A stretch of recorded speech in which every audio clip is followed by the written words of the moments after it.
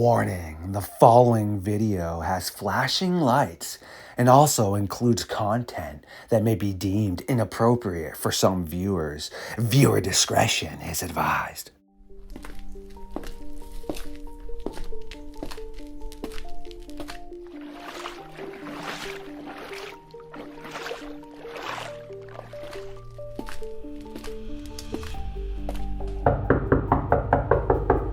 The Hoggatt Project, aka Jake Travis, you again have found your way into the darkness of the Fox Den for another episode of Midnight Lycanthropy on LordeStarfox Radio. I'm so sore from sleeping, and I really do feel a tad bit under the weather. Give me just a few seconds.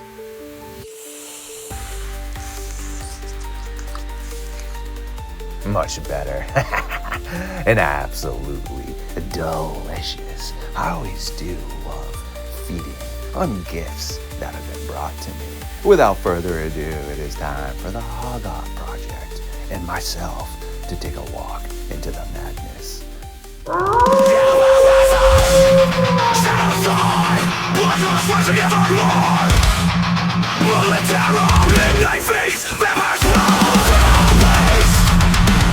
Stood up. I said, oh my god, it's a werewolf, and everybody in the car freaked out.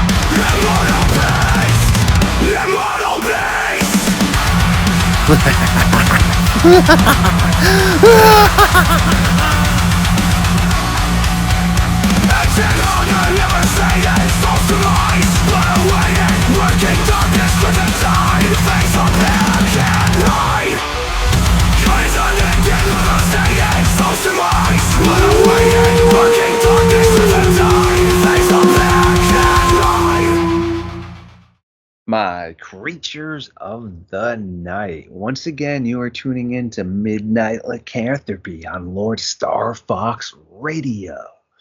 We have, yes, Jake Travis from the Hoggatt Project again, setting up the fire for us as we are burning the timber into the early hours of the morning and reading a few chapters from the Midnight Society book. You should be very well versed with Mr. Travis because he does come on bi-weekly. And also you should make sure to check out what he is churning out. What's good, man? What have you been up to? Not too much. I guess the exciting thing that I've been up to is I went and did my very first hot tent camp, and I know that we're like sitting here in the middle of March, but somehow it was below freezing, so that kind of took me by surprise because that's not what I was expecting, but you just got to be prepared, right? So luckily I had an extra warm sleeping bag and a nice thick blanket and jacket and all that stuff. So yeah, that was pretty interesting. That's excellent.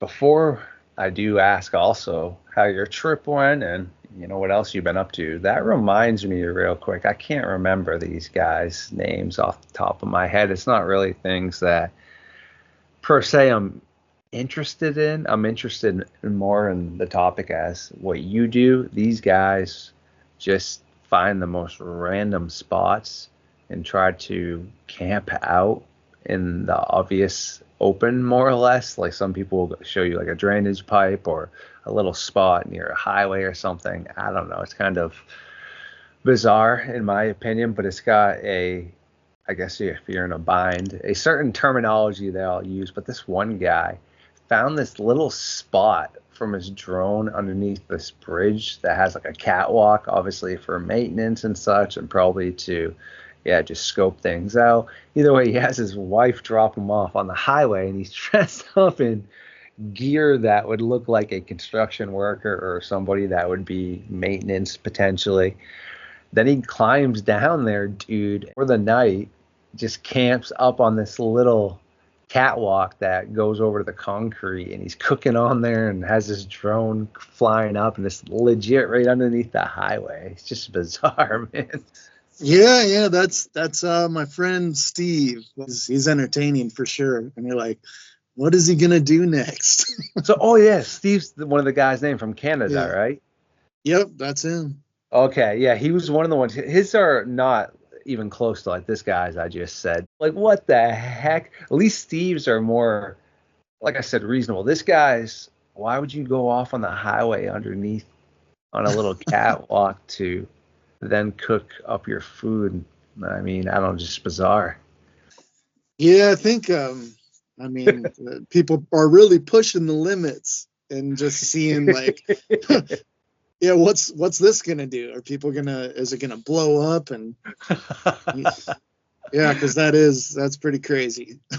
Right, that's what I'm saying. You know, at least Steve's are more if you are in a bind. But personally, like I said, I like your stuff. Also, if I want to watch anything along the lines of that, I would be watching. I'm gonna name some YouTube stuff real quick, like Greg Ovens Yeah. from Rocky Ovens Bushcraft. He's super cool from Canada, and Cody Lundeen, Dual Survival, things like that. I would be watching. If I'm not going to be on YouTube, things like Alone or Extracted. Greg Ovens actually was on Alone, and he's the one with the Ovens Rocky Mountain Bushcraft. Pretty cool stuff, man. Like they just show you how, yes, you can just survive out in the open if you're in trouble and things. Interesting stuff. Whereas, like I said, I do understand everything's got a niche. It's just not something I would go out of my way to watch. I had happened to have my YouTube muted while I was linking up with some hosts, Yeah. unmuted it, and I was like, what the hell is this dude getting out of this SUV climbing to, what is this, construction worker? And then I see him cooking. So then I turn on the volume. I'm like, wait a second, what? So I rewind for a second. I was like, oh my goodness. Creative. Right. I mean, no, for sure. You are correct. Yeah. I just don't think I would want to unless the zombie apocalypse go and eat underneath the highway. No, yeah, it's funny. You get a little idea in your brain, and you're like, yeah, I wonder, because I when I first started, I mean, mine's nothing to like that extreme, but yeah, I was always kind of curious about the hot tent thing.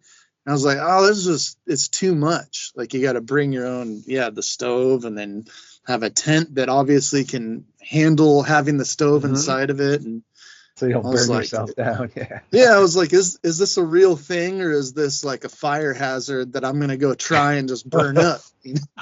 Agree with you there. Sometimes with some of the bushcraft you see, you're like, I wonder, if OSHA would be okay with that, which probably definitely not. And I think there's some sort of fire hazard going on. But again, people used to stuff their houses with, instead of insulation, newspapers back in the day. So yeah, that was real flammable. Yeah. Huh? Yeah, so I mean, not because the video's not out yet, and I'm working on it now. I should be done like hopefully by probably the end of next week. But yeah, not to give too much away, is it didn't go according to plan, and luckily, yeah, I had a fire extinguisher ready just in case it went really bad, but did not have to use that. But it's a whole nother beast if you ever try to do the hot tent camping. I think that stuff's cool watching y'all do that for sure.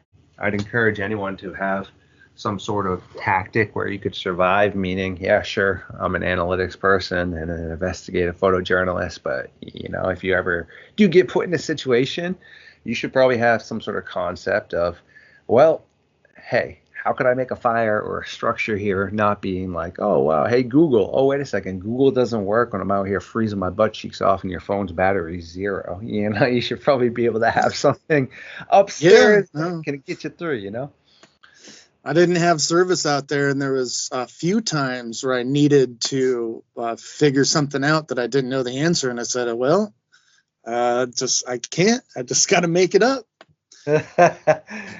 Yeah, who says it really good?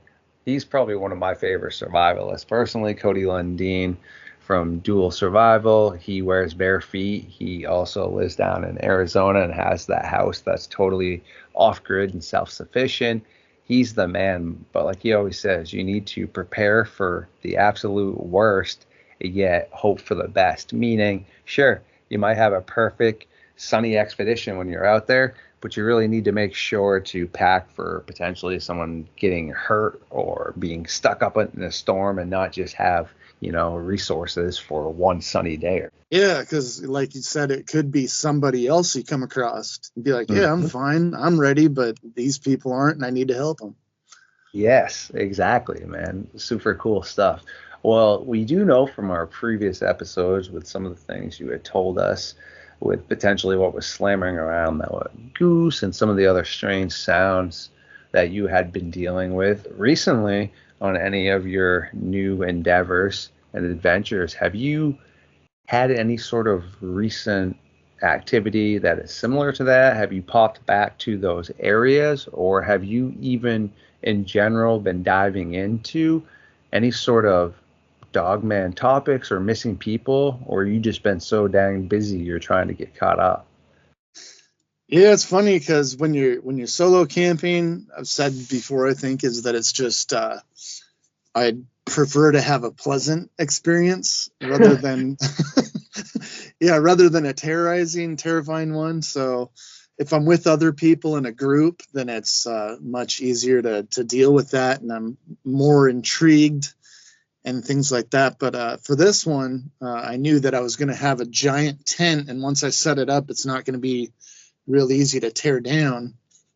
And the spot I picked, I'd been to a time either once or twice before, so I kind of had an idea where I've driven past it to see what's up ahead.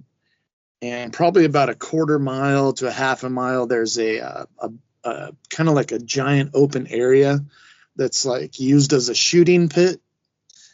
And yeah, so I went there on a Sunday morning, afternoon ish, and I just figured by that time, when I'm staying the night, that people are going to be going back home, the weekend's over, and everything. So, but man, and with the weather, like I said, it was below freezing. There was snow on the ground. There was freezing rain mixed with snow at one point.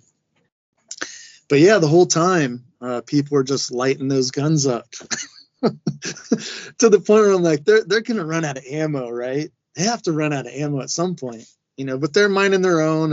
And I used to do that too. So I had a few people stop by, see me in my camp, and then they just were either like, oh, I wanted to stay there and have to keep going or whatever. So it was kind of busy, but as it got dark, I went outside and I took a look to see what my tent looked like from the outside, and it's like a big glowing ball. So I decided to just kind of like call it an early night and shut out the lights and stuff. But at one point, and I think I might have mentioned this before, is I sleep pretty solid, I snore and all that. And at one point I woke up, it was 2 a.m. and I heard some footsteps running off, like off in the distance, right as I woke up. And so I didn't have to say hello or any of that or get up. I'm just listening, and that was it. And I was like, did they just come over here and try to mess with me? And then they heard like that I stopped snoring, and they're like, oh crap, he's awake.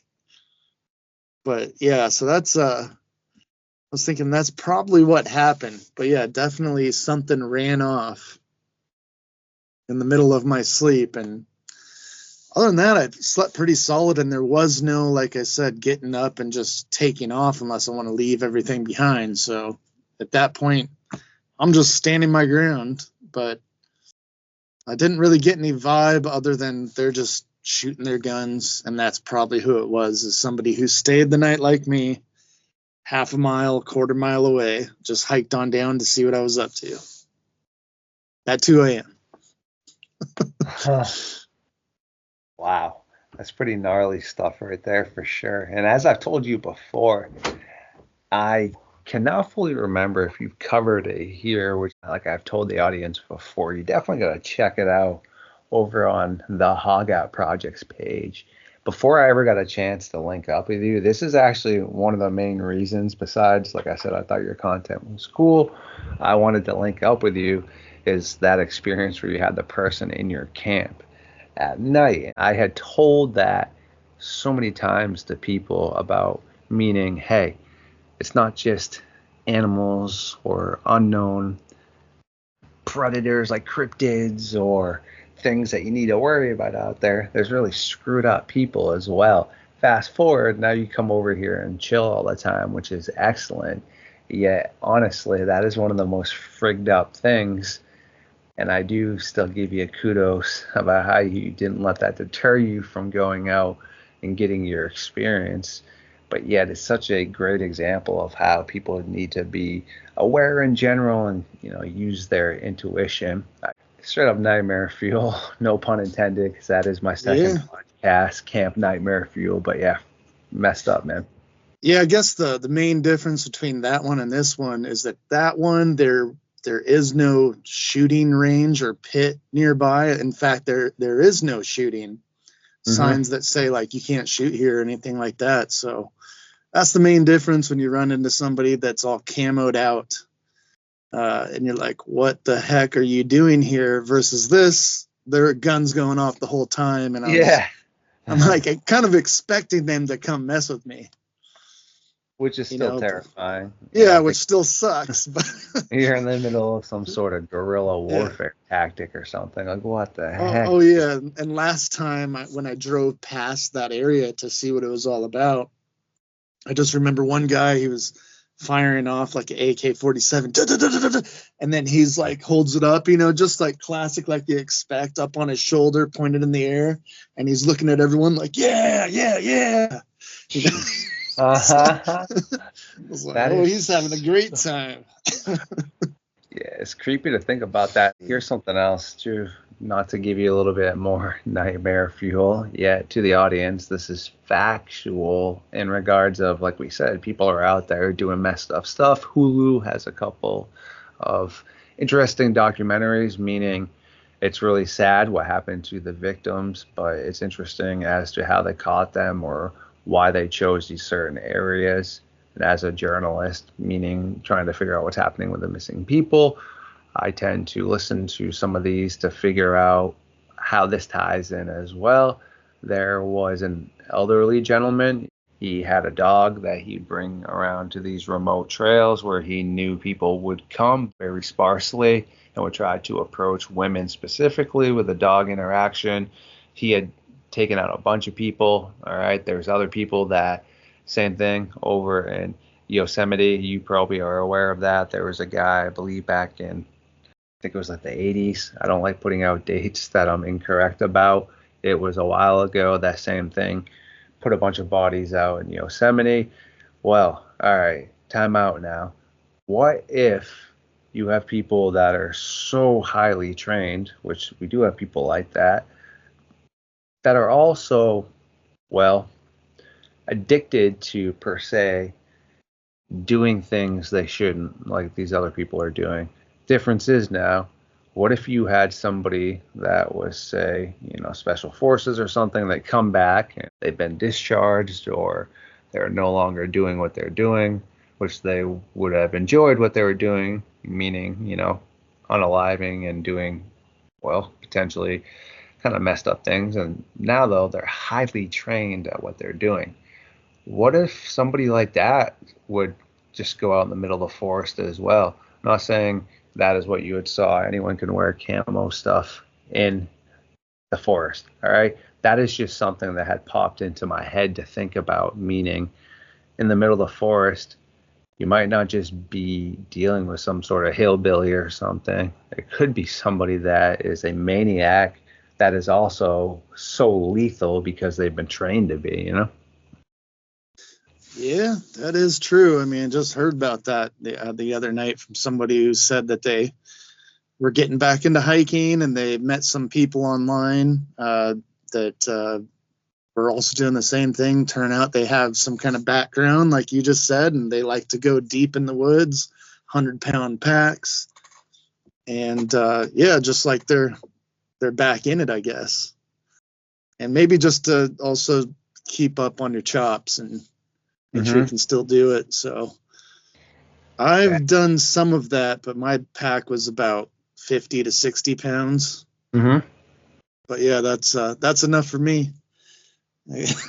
No, And I mean, it's awesome, like you said, and no one should, stop doing things you enjoy.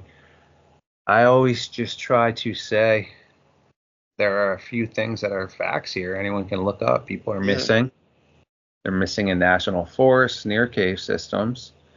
Okay, that's all verified right there. What is taking them? We're not fully sure.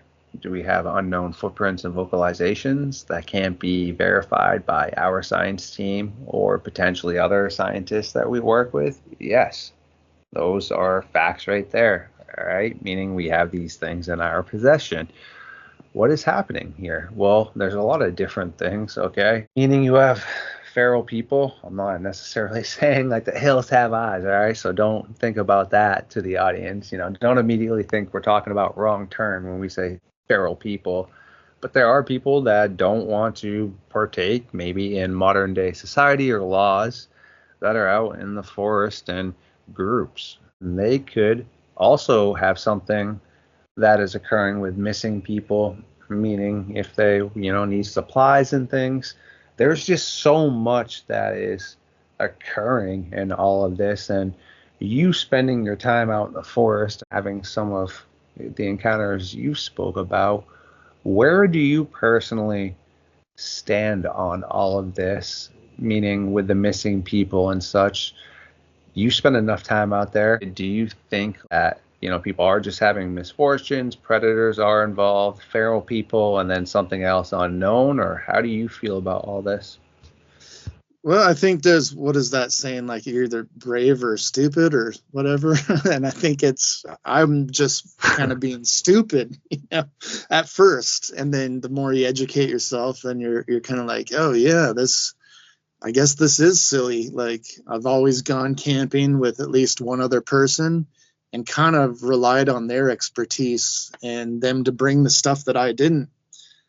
And they're not 100% knowing what they're doing as well. So it's just you take the both of you combined efforts, and I've heard other people say it too. Like when you're young, you get away with a lot more stuff, And now looking back, it's like, oh, I was way underprepared, t-shirt in 30-degree weather. Like, what am I doing? And you go on a hike and you don't even bring water with you or something. So, yeah, I think I've gotten away with a lot of stuff, but I'm also trying to be mindful now of, okay, how do I keep doing this? Because I love going out there. And now it's just me. I do mostly solo trips. And yeah, it can go good, it can go bad, it can lie somewhere in between, but I'd rather just like leave it up to the elements rather than other people or animals, you could say. And actually the last trip I was on, it wasn't just the people that ran off that I could hear, was the footsteps. And I just assumed it was the people that were shooting all the guns. On my way driving out, I saw what I thought was a bobcat at first, and it's running down the road. And it's funny how some animals will keep running down the road until they find a good spot to turn off. And so probably 10 to 15 seconds, it just ran on the side of the road, and I'm trying to keep up my pace with it. I'm about 100 feet back, and I didn't get the chance to film it because I was talking on the phone at the time. But as it turned, all of a sudden I saw it had a long tail with a black spot at the end. And I was like, wait a minute, bobcats don't have tails. So I had to look it up when I got home, but apparently I saw like a 6-month-old cougar. And they say when they're that old and that size, there's usually like the mom is nearby. So had they stopped or I gotten out of my vehicle, because right where they dove into the bushes, I stopped the vehicle and I was trying to find them from the vehicle at the time. But had I seen them and got out, I might have been ambushed. So yeah, there's the people that you don't expect out there. There's the animals, and yeah, there's and then there's just not being prepared. And if there's been a time I was up on steep mountain roads, and we had freezing rain, put like an inch thick or more layer on top of the roads, and I almost slid right off the side of the mountain. So it's dangerous in many different aspects. And so I guess looking at it like that, I can see how people go missing, even if you know what you're doing. Really creepy stuff right there for sure. Great analysis and detailed aspects that you just fired back for sure. Pretty creepy. I do know when it comes to cryptids in general, there are just so many. All right, I was not even aware until I saw some of these people when I'd go to bed that would put together these icebergs, they call it. That'd be like 5 hours long of cryptids falling asleep, and you hear some of them, and you're like, all right, wow. I definitely believe that science has come to the point with Sasquatch that is no longer considered a cryptid. You have some really prevalent people working on that, and also some really quality evidence that has been worked and presented with DNA, etc. Yet when it comes to, the Dogman, I do believe things are occurring and people are seeing things. I don't fully know if they're seeing directly what they think they're seeing, and I don't know fully if it's what a lot of people think, like some sort of Hollywood werewolf. Yet I do know some things are going on and people are reporting hyena type sightings, German shepherds, things that look like enormous wolves.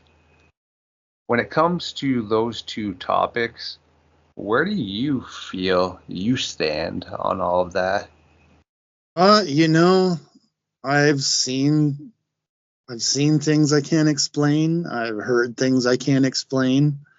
So I'm definitely leaning more on a believer of strange stuff than not. And I've seen things up in the sky. I've seen things on the ground. I've heard a lot of strange sounds too. So yeah, I'm trying to think.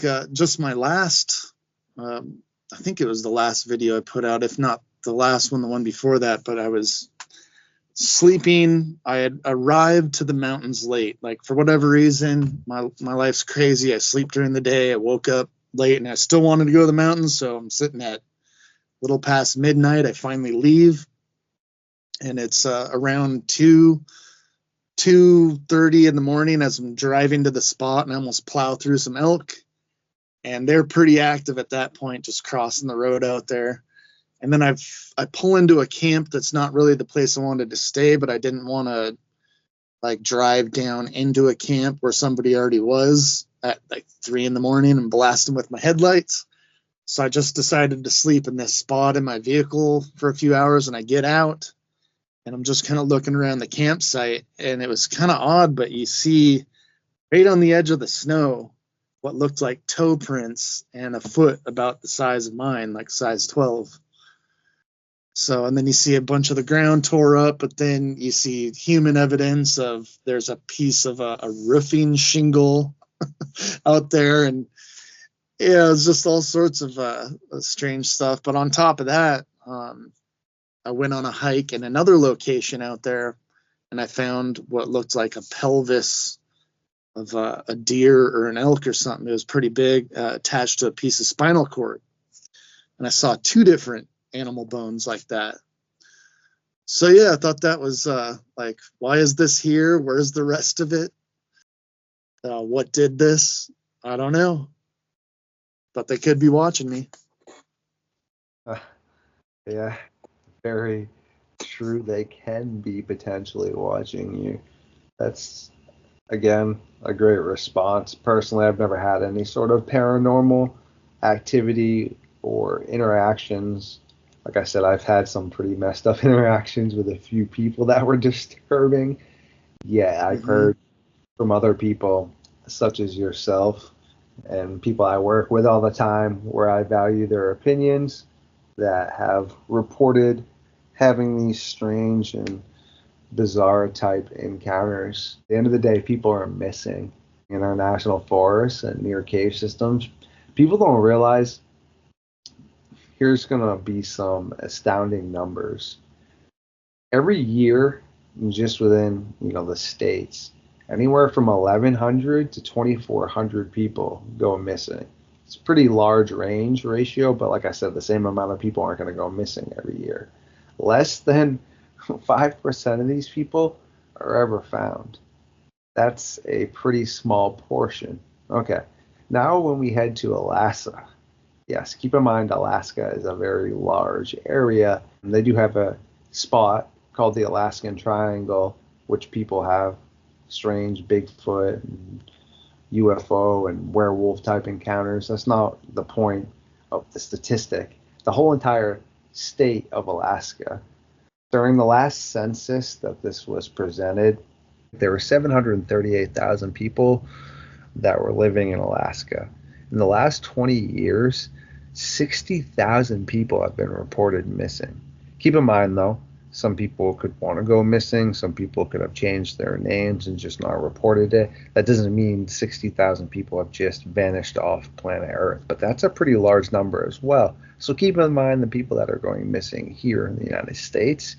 That's not even close to the amount of that just in Alaska, even though Alaska is technically part of the United States, but it's a very far distance away from these other areas that we're talking about pinned, per se in the Pacific Northwest or the Northeast or the Midwest, Yeah, I mean, it's hard to say. Like I said, I can think of those three things, and then, when it comes to other animal bones out there, like it's surprisingly hard to find them without how many random hikes I've gone on off trail. So I'm always excited when I see something like this. So I'm like, oh, I better film it. And unless you get the occasional, like somebody, I don't know, dumped a carcass on the side of the road, which I've seen before. But yeah, you get random bones, and so there you go. That's probably why they can't be found, because I don't know, can't even find random bones when I'm hiking through all the places, and you think about all the other animals getting eaten. And so yeah, where are all these bones going? Very acute observation as well. And I do know that some really brilliant minds that I've listened to that work with dinosaurs and other fossils have told the world the odds of us as a species ever finding every animal that has ever walked this earth is nearly impossible. There's no way we're ever going to find even close to the amount of things. All right, so per se, we think the Tyrannosaurus Rex was the king or the tyrant lizard, etc. Yet we've already started to find larger dinosaurs that were carnivorous, that weren't even related to the Rex. Think how many more versions could be out there, right? Meaning we have the great white shark and then all of a sudden the megalodon. There's nothing in between there so far. And with sharks, though, you only find like teeth and things because their vertebrae is made out of cartilage. A lot of people don't realize it's super hard for large-based vertebrae to be fossilized, meaning everything likes to get bone marrow and food. So let's say a large Rex passes away, unless it's covered up when it was hit by a huge flood of sand that then rolled it into a riverbed where it sunk to the bottom, covered in all this sand, and it was fossilized, and all of a sudden you're able to find it like that, then you're going to find, a pretty complete skeleton. But for the most part, that's not how it works, and no one's ever found a complete Rex skeleton. T-Rex is one of the most famous dinosaurs. They've put it together with other skeletons and been able to be like, all right, well, this one's ribs look like this. Well, this is larger, so obviously the ribs would be bigger like this, etc. Well, the thing is, when you're bigger, smaller predators come and rip you apart to consume you. And then your bones and things are all spread out, okay? And now they're not going to fossilize, meaning if a huge thigh bone is pulled over here and then all these little rodents and things, or a velociraptor was chewing all on it, cracks it open, and the bone marrow sucks it all out, well, eventually that's going to just disintegrate to nothing, and you're never going to even know that existed. So just for a fossil to ever be found is almost a miracle. Same thing with like footprints. Such a perfect scenario to get the footprints, to get the fossils, meaning now, same thing with potentially like you were stating, just finding bones and things out in the forest. It has to be such a pristine situation to have something fossilized, which is just really interesting. And that's the reason why I always try to tell people when they're like, oh, where are the bones for this? And it's like, well, we know dinosaurs existed, but we don't really have that many bones for them either, you know? Yeah, thank you for educating me on that. I had no idea. So yeah, when you really break it down like that, makes sense. It's like with the Gigantopithecus, you know, that giant ape that a lot of people think might have something to do with Sasquatch. All they have of that is a portion of its lower jaw and a few molars. That's it. Well, I'm going to keep looking anyway. Even though it's No, like you a should. needle in the haystack, that's all right. I'm up for the challenge. No, this is great, but I just, don't ever get discouraged. And to anyone out there, same thing. I mean, those are just examples of we know the Gigantopithecus roamed around, but yet that's all we have to work with. That's not that much. So who's to say that there wasn't maybe another bigger, badder version of the Gigantopithecus that we haven't found? It's just really super interesting. So we think when we put together things, per se, like, oh, okay, well, I'm not even sure if all these animals are supposed to be grouped up. I'm just giving an example to the audience. You have dire wolves, you have saber-toothed tigers, you have short-faced cave bears, all of these animals together, and then we think, okay, well, these were the predators that were here at this point in time because we have their fossils, and these were the herbivores. What's to say, though, there aren't other predators that were there that we just haven't found their bones yet because of what we just spoke about, Yeah, good point. It's one of those things I always encourage everyone to try and learn. People's interests are different. I love to learn just in general.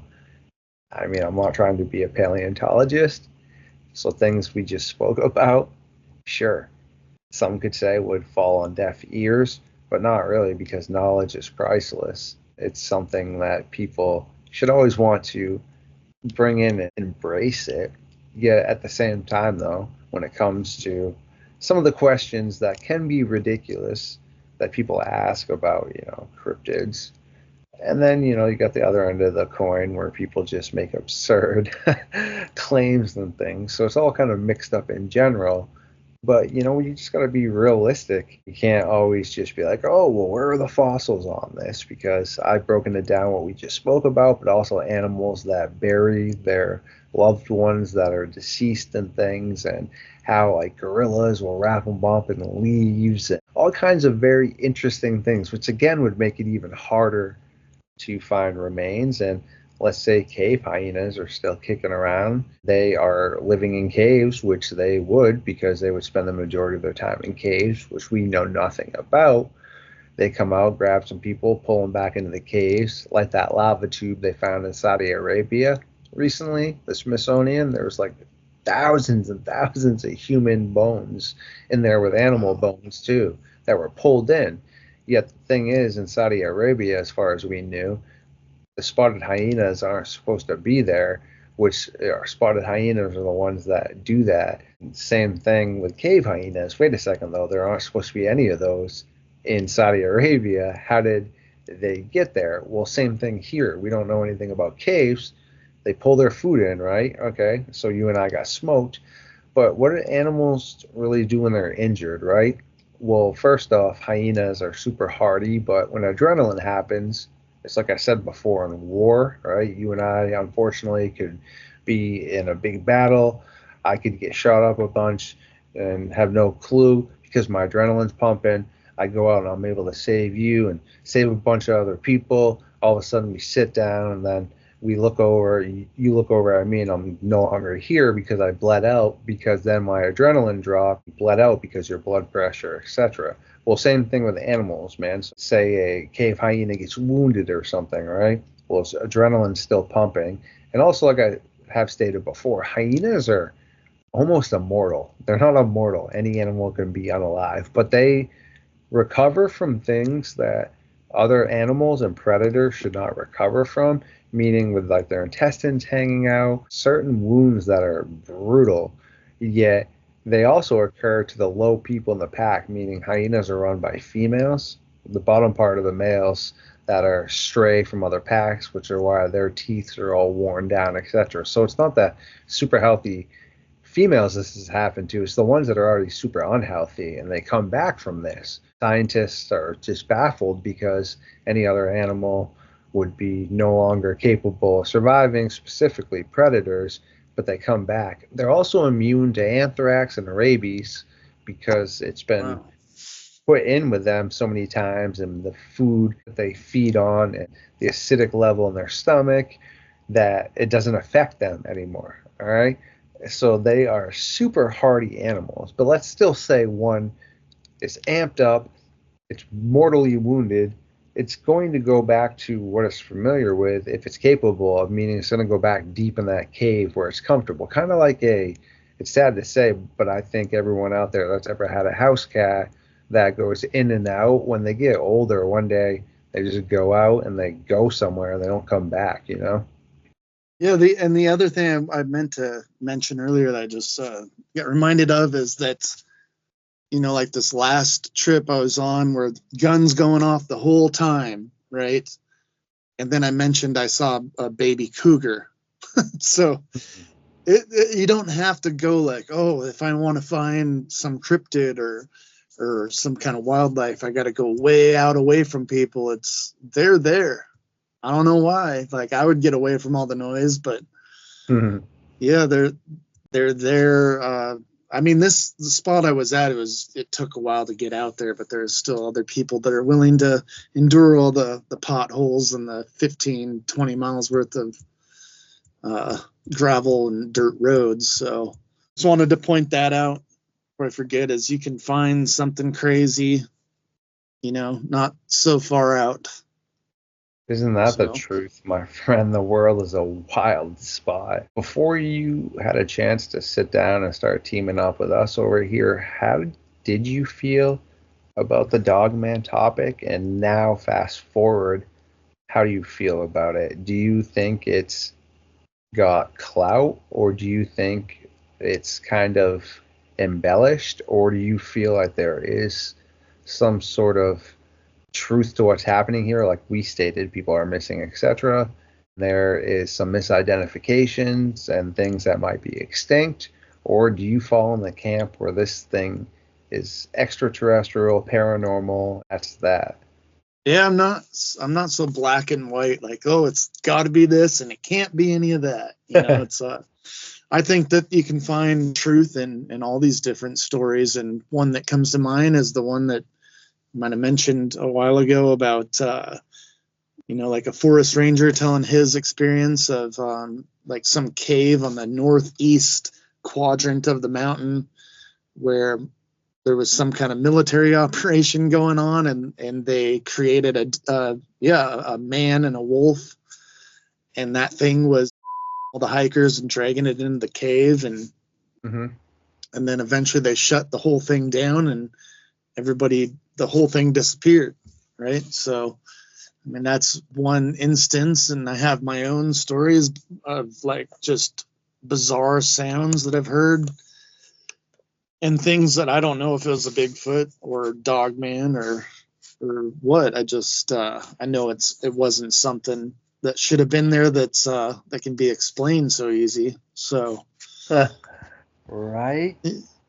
yeah, and I've learned quite a bit from you. So yeah, appreciate all your research and stuff, educating myself that way as well.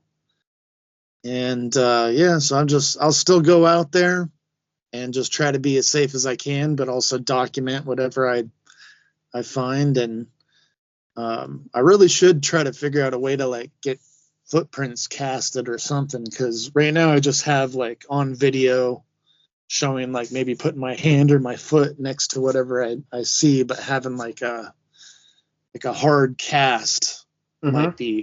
might make more sense, or like somebody mentioned if you come across strange hair, why don't you gather a sample and get it looked at? And I honestly don't know how to go about any of that. So We got but you, yeah, man. I mean, I even though probably should look into it if I'm going out there, and apparently like in risky places, you know, try to come away with something. excellent right there, and we can totally help you out with all that stuff. Just, let me know, and I can definitely gear you up with people that are near you that work with us over here. I mean, the topics that I cover, but a lot of people that work with me cover a very broad range of topics. So I can definitely link you up with some really quality people where you can trust and get your stuff back. Or Nice. Yeah, appreciate that. yeah, of course, man. Before we do start to wrap this up, you being on the West Coast, have you been to the Blue Mountain Range where the Paul Freeman footage was taken? Have you had a chance to go to that spot? I do not think so. Is that California? I'm pretty No. bad at geography. So, So, I was gonna say West Virginia, Blue no, Ridge it's Mountains. it's northeastern Oregon into southeastern Washington. Okay. It's Yeah. yeah, southeast of Pendleton, Oregon, to the Snake River along the Oregon-Idaho border. I mean, I've been so like kind of obsessed with trying to find spots that are closest to me, Gotcha. but I didn't yeah, know but how then close this was. Yeah.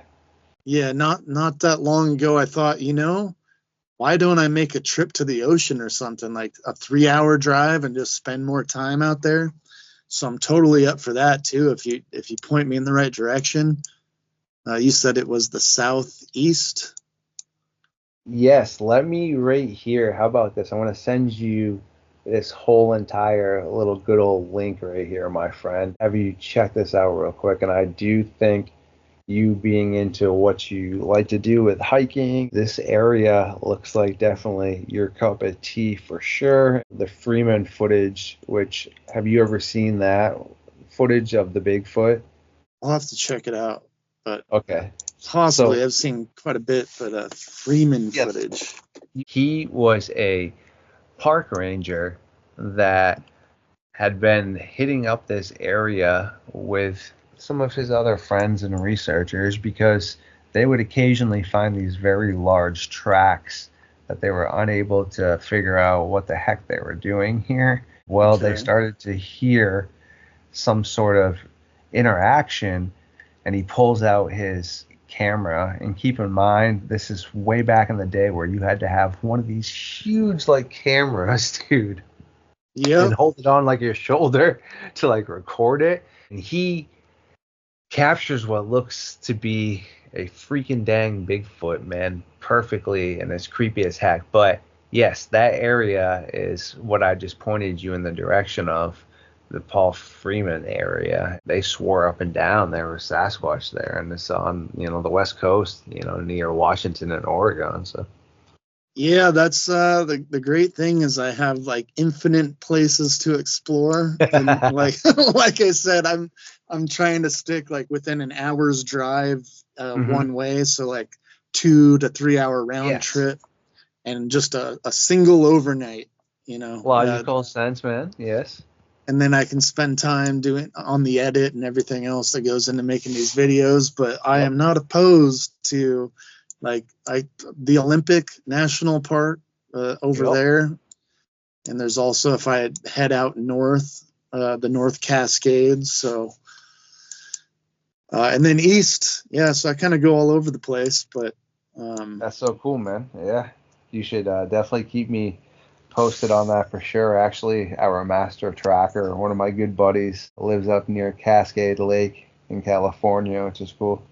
yeah, yeah. So I take a few more days off and then drive out to one of these places and see what I can get. That's good stuff, man. I mean, Well, Mount St. Helens is another spot like I've hmm had some activity over there. what is this? Yeah, Skokomish? Like the scope? You know what I'm yeah, talking? I'm a little Skokomish? confused by those two too. It's like Sky Homish Yes. And I don't know. They get me. Yeah. So, Yeah, those are pretty hard, dude. It's like my little brother when I used to say Yosemite because that's what it would look up, but he's like, no, it's Yosemite, Yosemite, yeah. you bozo. And I was like, what? Oh, yeah. But I still every once in a while will mess that up. That's great stuff. Well, you are a busy guy, my friend, and is there anything else you'd like to touch base on tonight before we let you roll? No, I'll just say stay tuned. I got another one coming out. I'm trying to.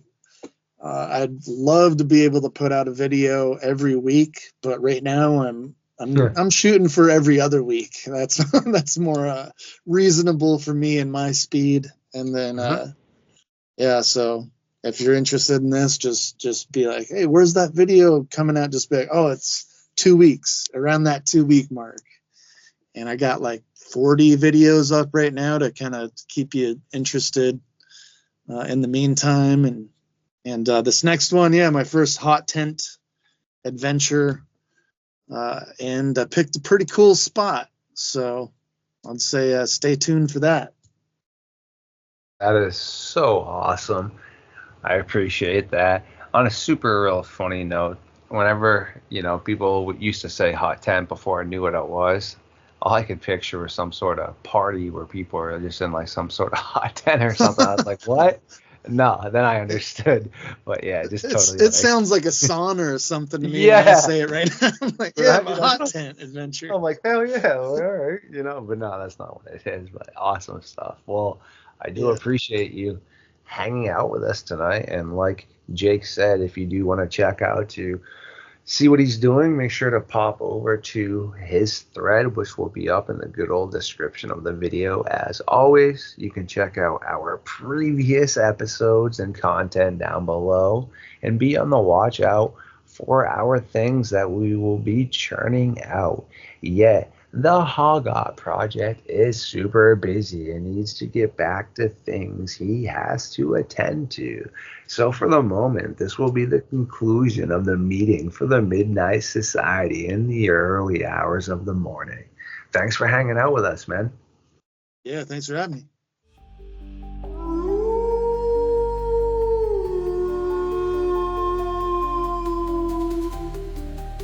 Oh, you legends, I do adore every single one of you. And thank you for hanging out with us tonight. Please like, comment, subscribe, feed, and share the facts to the algorithm. We will make sure to catch you very soon.